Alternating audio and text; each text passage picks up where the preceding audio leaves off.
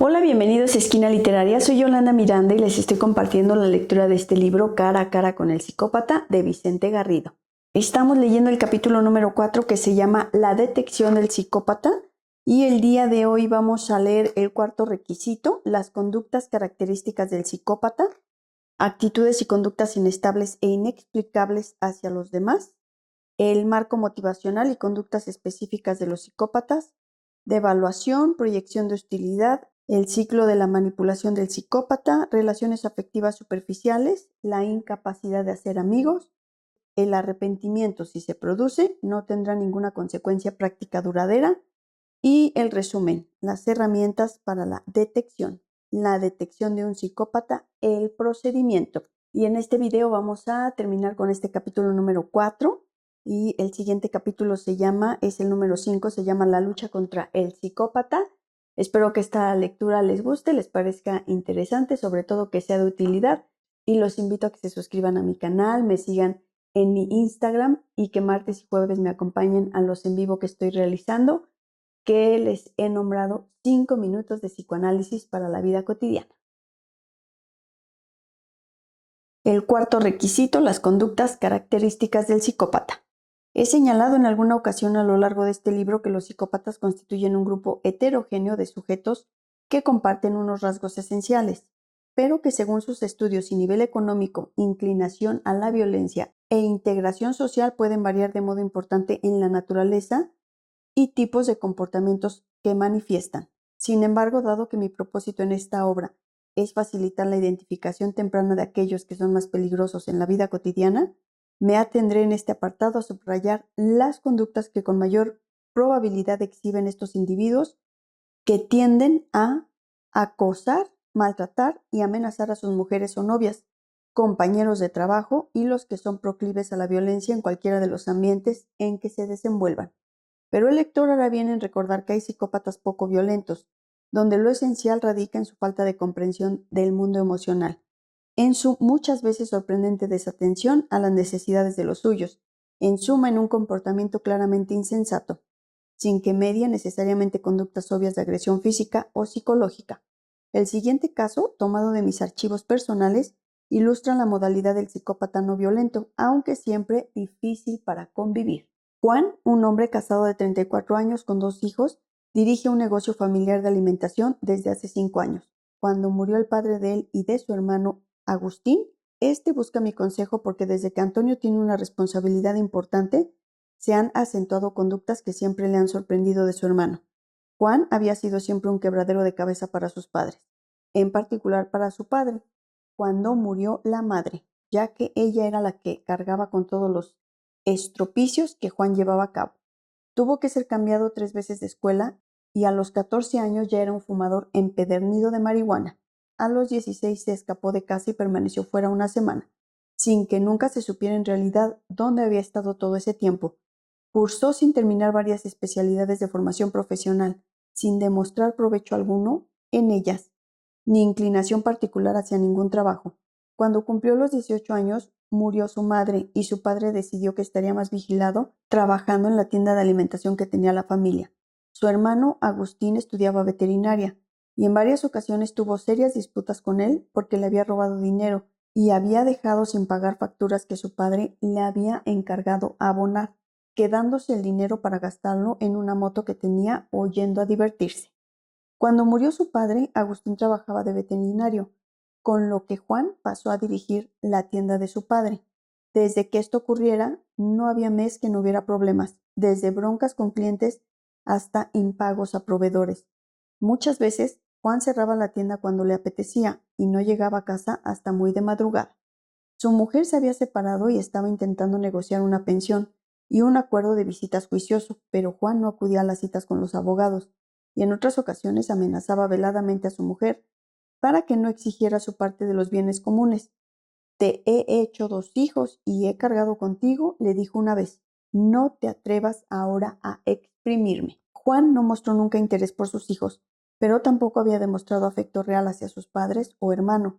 Cuando le entrevisté se escudaba en la muerte de su madre, que según él le había afectado de modo extraordinario, y siempre tenía otras muchas razones, algunas realmente ingeniosas o divertidas, para explicar sus desmanes y actos irresponsables. Juan es un ejemplo de una vida errática, y no digo que no tenga efectos dañinos, en particular para su familia, pero no es probable que sea violento, al menos de una cierta gravedad. En todo caso, estoy muy de acuerdo con cualquiera que afirme que es mejor no relacionarse con personas que exhiben tan escaso sentido común. Vayamos ahora a revisar esas conductas características de los psicópatas que se dedican a la violencia física o psicológica, la extorsión y el chantaje, la amenaza y la coacción. Para entenderlas bien, hemos de recordar algunas ideas en las que he ido insistiendo en estas páginas y que constituyen el marco motivacional en el que poder encuadrar esas conductas. Todo psicópata integrado o subcultural muestra el control, es su motivo central. Huérfano como está de otras emociones relevantes, como he señalado anteriormente. Su gran recompensa por obtener ese dominio es el verse superior, alguien esencial en su mundo, grande o pequeño, y poder considerarse muy por encima de los otros, a los que al manipular y sojuzgar ve de forma despreciable. Y como estrategia global de relacionarse con el mundo, el psicópata actúa como un camaleón. Es el gran manipulador, el gran prestidigitador, no de la impostura entendida como hacerse pasar por otro, sino de la mascarada consistente en representar a alguien mejor, que tiene motivos y sentimientos radicalmente humanos, cosa que no tiene. Marco motivacional y conductas específicas de los psicópatas. Motivación básica, dominar y controlar su ambiente. Placer fundamental que busca, el deleite del desprecio a su víctima al sentirse superior y en control. Estrategia general de comportamiento, la manipulación, el engaño, la mentira, la simulación. Conductas específicas, relación extrema e inexplicable con los otros, devaluar a los demás, proyectarles su propia agresividad, emplear el ciclo de la manipulación, relaciones afectivas superficiales, sin amigos. Actitudes y conductas inestables e inexplicables hacia los demás. Debido a que el psicópata se toma muy en serio a sí mismo, a que está tan a gusto con su ego, tiene siempre dispuesta su atención hacia gestos que puede interpretar como faltas de respeto o incluso amenazas. Es curioso esto, su narcisismo le hace estar hiperalerta ante posibles valoraciones o críticas negativas que interpreta que se le realizan. Como consecuencia, su modo de relación con los demás mostrará grandes fluctuaciones según se sienta el de contento o enojado, o si las cosas no le salen como le apetece. En definitiva, su estado de ánimo y las circunstancias más inmediatas pueden determinar en buena medida cómo va a responder ante una frase o un acto de cualquiera. El resultado para la víctima potencial es de una gran incertidumbre, porque no es capaz de establecer un marco predecible de relación con esa persona. Devaluación. El psicópata devalúa a los demás para que él pueda sentirse un ser único y especial, y de este modo no tiene que sufrir el sentimiento de la envidia. Si a él está todo permitido por ser alguien único, ¿por qué habría de envidiar a nadie? Este proceder aparece muy bien reflejado en esta cita del paraíso perdido de Milton. Mejor reinar en el infierno que servir en el cielo. Proyección de hostilidad. En psicología hablamos de proyección cuando una persona atribuye, proyecta a otra cualidades o actitudes que él tiene. La persona que recibe esa proyección no es de verdad así, pero el que la realiza la percibe como si de verdad fuera de ese modo.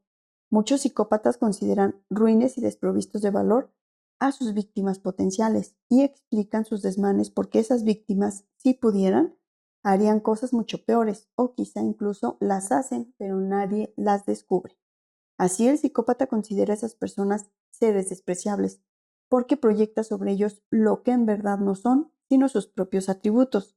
Lo peculiar del psicópata, como ya sabemos, es que puede considerar así a alguien con el que se está relacionando mientras que finge tener sentimientos positivos y preocuparse de su bienestar. En ocasiones, si esa hostilidad proyectada es muy acusada y el psicópata considera que alguien es su enemigo declarado, entonces puede resolver atacar de un modo sorprendente. En mi opinión, esta hipótesis podría ser valiosa para explicar lo sucedido en Bornos, Cádiz, cuando un policía local, Joaquín Parra Sánchez, de 56 años, casado y con 4 hijos, fue asesinado el lunes 7 de abril de 2003.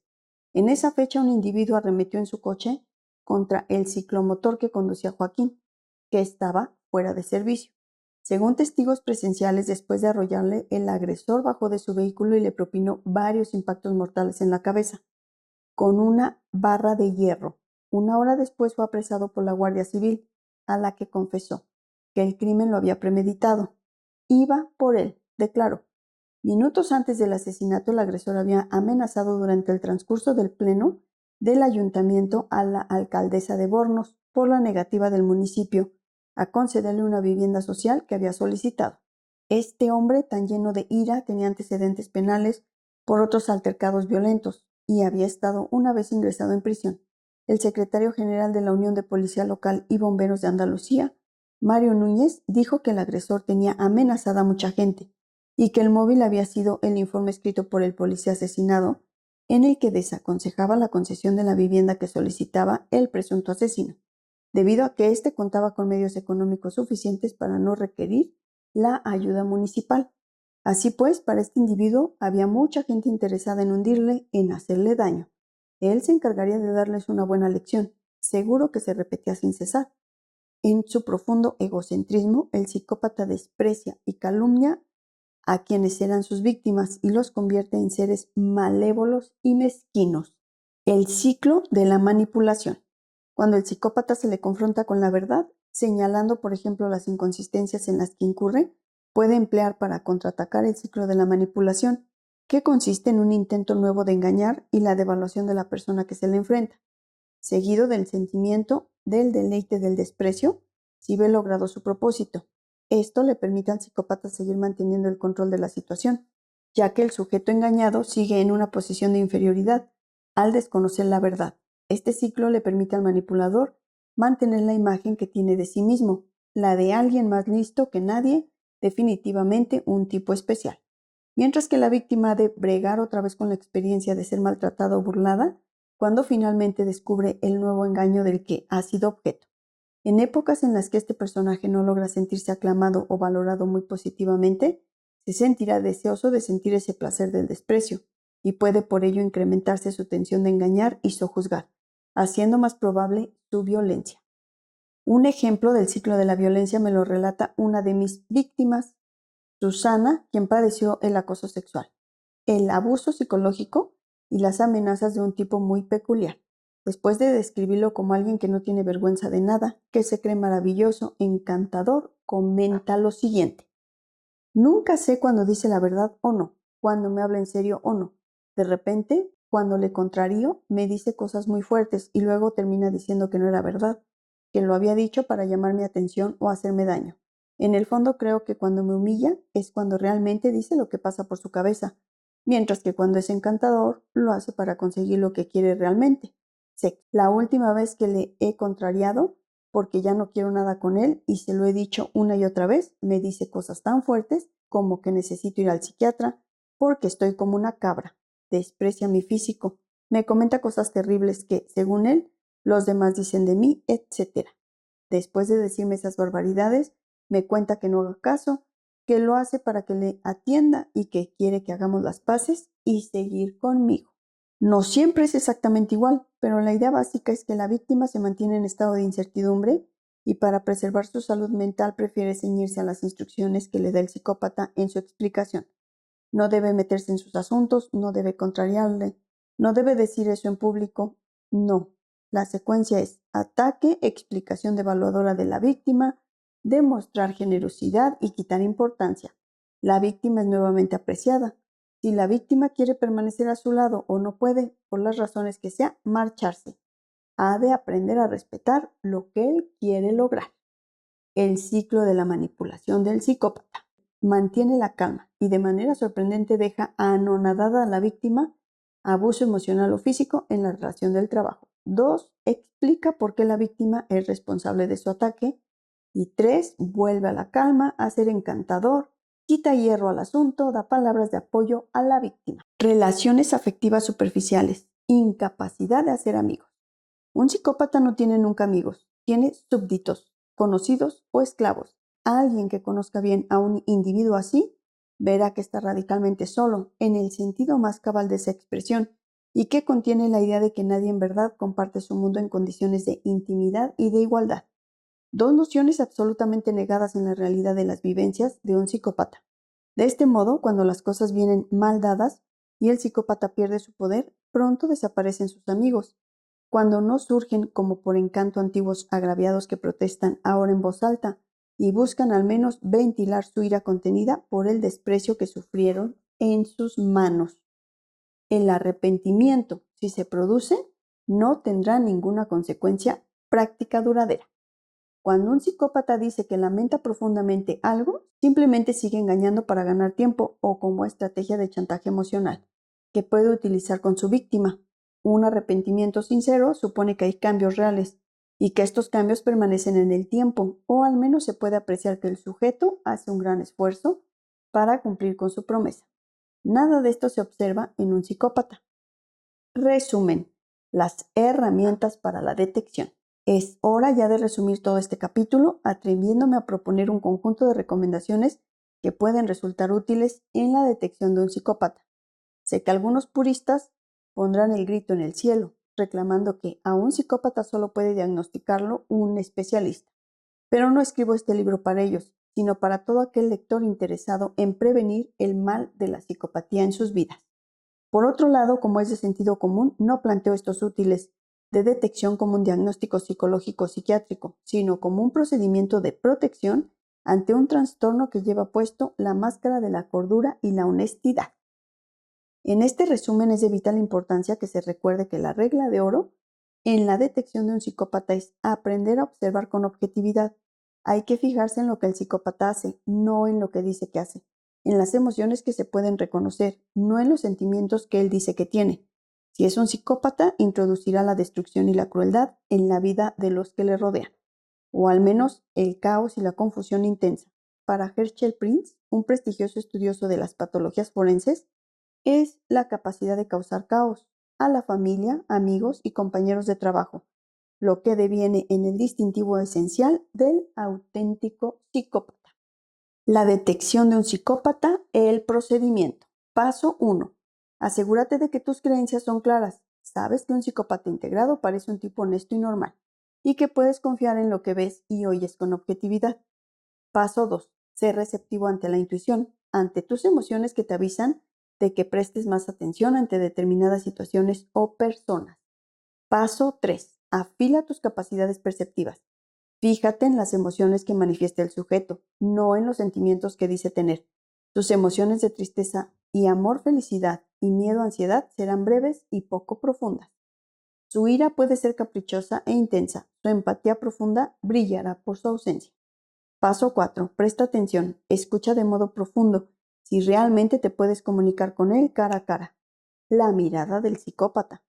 Paso 5. Observa sus conductas en las relaciones. Observa sus cambios de ánimo y de actitud hacia la gente, que son extremos e inexplicables. ¿Cómo tiende a devaluar a los otros? ¿A atribuirles una hostilidad que en realidad es él quien la tiene? ¿Cómo emplea el ciclo de la manipulación? ¿La ausencia de amigos auténticos en su vida? ¿Cómo su arrepentimiento no conduce a ningún sitio? Puntos esenciales a recordar. La motivación básica del psicópata es el control. La recompensa que más aprecia es el verse superior y despreciar a las víctimas. Su estrategia general de vida se basa en la manipulación y el ocultamiento. Sus efectos en los demás son la violencia y el caos. Regla de oro para la detección. Observa lo que hace este individuo, los efectos de su modo de conducirse en tu vida y en la de los demás. No creas más lo que dice que hace y siente que lo que ven tus ojos y entendimiento. Y con esto terminamos el capítulo número 4. Espero que les esté gustando esta lectura, que les sirva y los espero el próximo sábado para continuar, dar inicio al capítulo número 5. Los invito a que me dejen sus comentarios, se suscriban a mi canal y les recuerdo que me sigan en mi Instagram. Muchas gracias por escuchar.